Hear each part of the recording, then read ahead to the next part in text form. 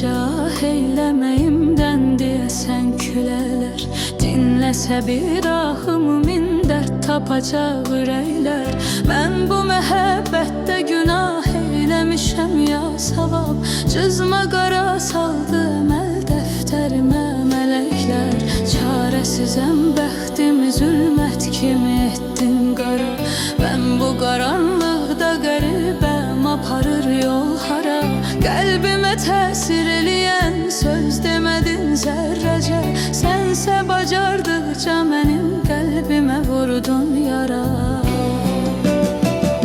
Sən nə bilirsən axı sevmək nədir, canı sevgi yolunda vermək nədir?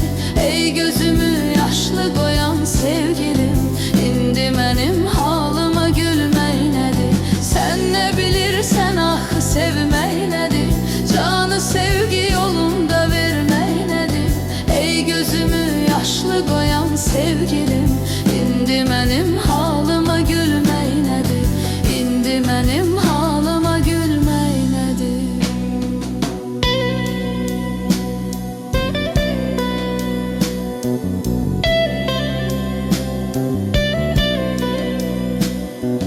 Çıxdı həqiqətlər üzə, üzdü bu sevda məni, sarsıdacaq intizarın məhşələdək ta məni.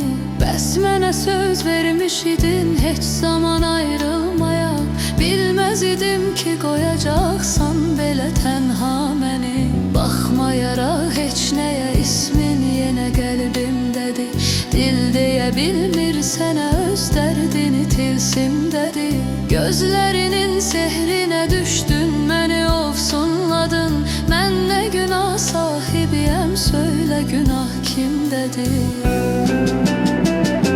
Sən nə bilirsən axı sevmək nədir, canı sevgi yolunda vermək nədir? Ey gözümü yaşlı qoyan sevgilim, indi mənim halıma gülmək nədir? Sən nə bilirsən axı sevmək nədir, canı sevgi yolunda vermək nədir? Ey gözümü yaşlı qoyan sevgilim, indi mənim halıma gülmək nədir? İndi mənim halıma gülmək nədir?